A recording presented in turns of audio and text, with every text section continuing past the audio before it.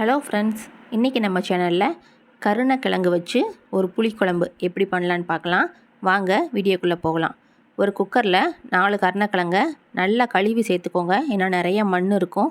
கிழங்கு மூழ்கிற அளவு தண்ணி ஊற்றிக்கோங்க. 2 அல்லது 3 விசில் வரவும் ஸ்டவ்வை ஆஃப் பண்ணிடுங்க. புளிக்குழம்பு செய்கிறதுக்கு 15லேருந்து 20 சின்ன வெங்காயம், 4 பெரிய சைஸ் நாட்டு தக்காளி எடுத்திருக்கேன், 3 மிளகா, 5லேருந்து 6 பல் பூண்டு, இது எல்லாத்தையும் எடுத்து வச்சுக்கோங்க. ஸ்டவ் ஆன் பண்ணிக்கோங்க. கடாய் வச்சுக்கோங்க.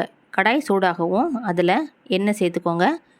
எண்ணெய் சூடாகவும் 1 டீஸ்பூன் அளவு சோம்பு, கொஞ்சமாக வெந்தயம், 1/2 டீஸ்பூன் அளவு கடுகு, 1 கைப்பிடி அளவு கருவேப்பிலை எல்லாம் சேர்ந்து பொரிஞ்சு வரவும் நம்ம உரித்து வச்சுருக்கிற வெள்ளைப்பூடு அதையும் உள்ளே சேர்த்துக்கலாம்.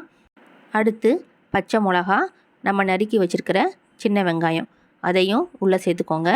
வெங்காயம் நல்லா வதங்கணும். குழம்புக்கு தேவையான உப்பையும் நம்ம இப்போயே சேர்த்துக்கலாம். அடுத்ததாக நம்ம நறுக்கி வச்சுருக்கிற நாட்டு தக்காளியையும் உள்ளே சேர்த்துக்கலாம். நம்ம இந்த குழம்புக்கு இன்றைக்கி புளி ஊற்ற போகிறதில்ல. ஏன்னா நாட்டு தக்காளிங்கிறதுனால அதுலேயே புளிப்பு ஜாஸ்தி இருக்கும். நீங்கள் ஆப்பிள் தக்காளி சேர்த்திங்கன்னா கண்டிப்பாக புளி சேர்த்துக்கோங்க.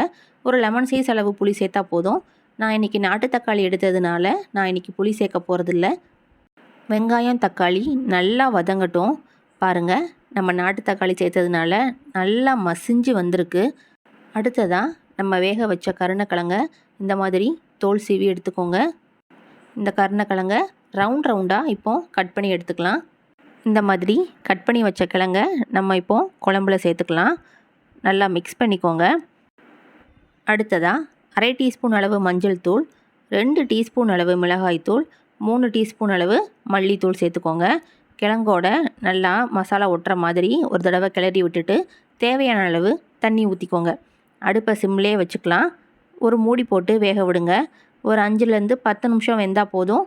ஏன்னா ஏற்கனவே நம்ம கிழங்க வேக வச்சிட்டோம். அதனால் சீக்கிரமே குழம்பு ரெடி ஆயிரும். பாருங்கள், சிம்லேயே வச்சதுனால குழம்பு எவ்வளோ கட்டியாக சூப்பராக வந்திருக்குன்னு பாருங்கள். நீங்களும் இதே மாதிரி வீட்டில் கண்டிப்பாக செஞ்சு பாருங்கள். செஞ்சு பார்த்துட்டு எப்படி இருந்துச்சுன்னு கமெண்ட் பாக்ஸில் கமெண்ட் பண்ணுங்கள். மறக்காமல் நம்ம சேனலையும் சப்ஸ்கிரைப் பண்ணிடுங்க.